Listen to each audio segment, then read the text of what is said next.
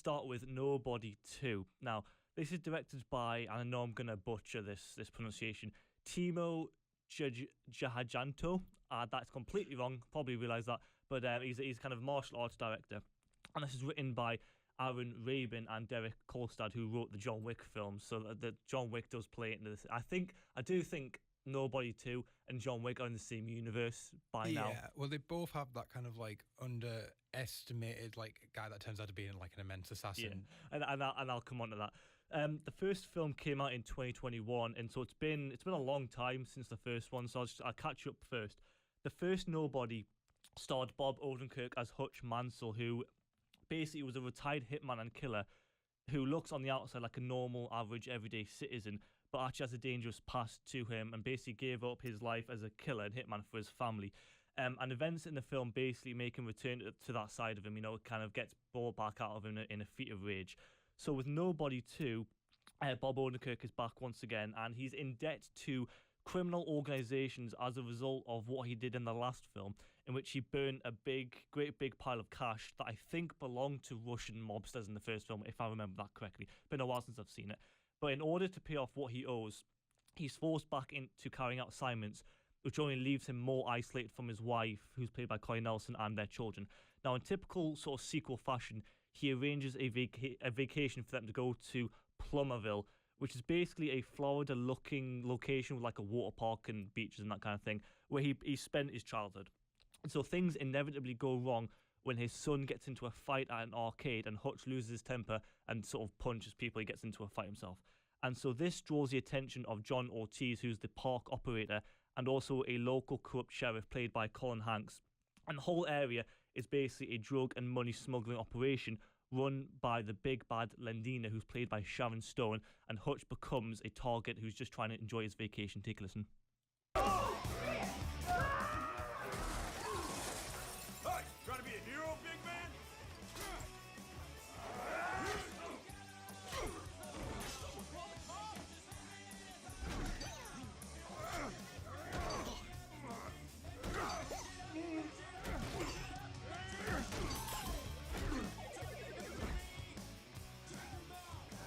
Separated.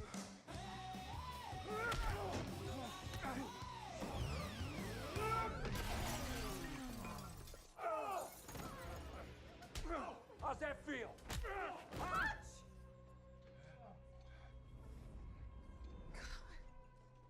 Dad. Yes, so it's not the most descriptive clip in the world, but you get the idea, you get what this is going for. It's one of those just punch 'em ups, basically. So when I first saw the trailer for Nobody 2, there was something about it that wasn't quite working or clicking, and I didn't really know what it was. And it's if that's not bad enough though, Nobody 2 does suffer quite heavily from the fact that it has sequel syndrome, and all sequels have the same idea and plot. When you can't think of anyone else, like anything else, take everyone on holiday, take everyone on vacation. Yeah. It's a go-to plot that everything kind of resorts to, and you wish it was more original. You wish things were more original, but hey ho. Nobody 2 for me does remind me though why 87 North are the best action and stunt guys in the business, and they can turn something that appears quite average into loads of fun. But I would say this is one of their more forgettable ones and weaker ones compared to what they've done in the past. It does sit somewhere near the bottom of the pile for me, and it just isn't as good as the first one, but I expected that, to be honest. It does have the usual chaos and carnage, but that's really it. It was surprisingly empty, and I dare say there were moments where I was slightly bored because thinking, yes, the action's well done and the choreography's well done, but there's nothing to it other than that, and it didn't get on my nerves, but it did get quite boring. And it's only a short film, it's like 89 minutes, so at least there's not a lot to sit through. But the issue with doing a sequel to a film that no one expected to be as good as it was is that it will never be able to live up to said film. Like everybody expects it to be good now. Yeah, and since Nobody was a pretty rare case of something original that had a sense of uniqueness and freshness, and that can't be replicated or brought back no matter how hard you try. It was a one-time thing. We all experienced that for the first time. You can't bring it back. It was a really rare thing. And all you can try and do is live up to it. But Nobody 2, therefore, does only so much compared to the first one, and it does pale in comparison, which I expected. And as a result, though, this is the big question or issue. part of me wonders whether or not it should have been a one-time thing, the first film, or not. But it's completely understandable, to get carried away with something that was successful. The first one, it was 2021, so yeah, it was. Was it streaming? I saw it on streaming. I'm trying to remember if it had a theatrical release or not. But anyway, it got good reviews, and so it's natural that you kind of get carried away with something that's well received.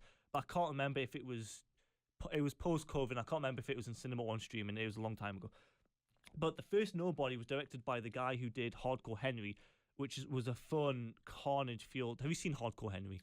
I have not actually. It was basically this POV action film, right? It was like the only POV action film I've ever seen. As in as in a game POV. Yeah, purely from the angle, and his name's escaped me. I should have looked up before now. But he brought that same energy he did with Hardcore Henry to Nobody. But instead of doing this, he did Heads of State starring Idris Elba and John Cena, which I covered a little while back. And this time around, Timo Giganto does step in, which made me really excited for this reason. He directed one of my favourite action films of all time and the most violent action film I've ever seen, with The Night Comes For Us, which is on Netflix. And it was produced by the guys who did The Raid, which is why I love it so much. And it's therefore disappointing that I found Nobody 2 to be just fine and not much more, because this director's made an action film that I love and a really violent action film. It's martial arts film as well. And this was I can't really see much of that in this. And I was expecting to kind of see that here, but I just didn't. And with the first one and this one, you also do have to manage your expectations to a certain extent, because Bob Odenkirk is not as young as a lot of people do in these action films. He's around the same age as Keanu Reeves. He's maybe a couple of years older than Keanu Reeves, but Keanu has spent his entire career doing action films. Yeah, he's been in iconic franchises. Yeah, he's throughout. one of the most legendary action stars of all time. But whereas Bob Odenkirk hasn't, and Bob Odenkirk can only do so much. But what made the first so good is that this older, random, average Joe kind of character who appears to be harmless and normal does have a dangerous background to him, and does loads of action and kicking lots of stuff. And that was the whole point, he's just an average father, family guy. He doesn't look like he's dangerous. And the whole point of Nobody 2 is that loads of henchmen and bad guys go, he's just a nobody. He just looks like an average person. How can he be this dangerous? How can he be this lethal? But everyone goes, no, he's looks more intimidating than he actually is. That's the kind of running gag, the fact that he looks normal, but he's not normal. But he did also have a heart attack a while back now, so a sequel to this might not have happened. It was near fatal as well. So, it's good that he's kind of come around, and it's good that I can't remember when he had the heart attack, but the fact that he's doing this now, having suffered it, is impressive, and, give him credit, because, he's come back from that. But I think it's a 3-star film for me, and I'm not sure how many of these you can do. Yes, this sequel, you've done a sequel, but I think 2's enough, and I think it's not John Wick level. This isn't John Wick, and obviously John Wick won number 6, now the next one's coming out. Well, not coming out, but the number 6 has been confirmed.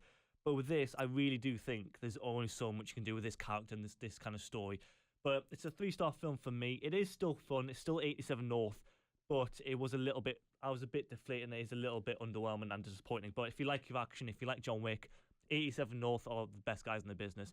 Check it out if you want to. It's in cinemas everywhere now.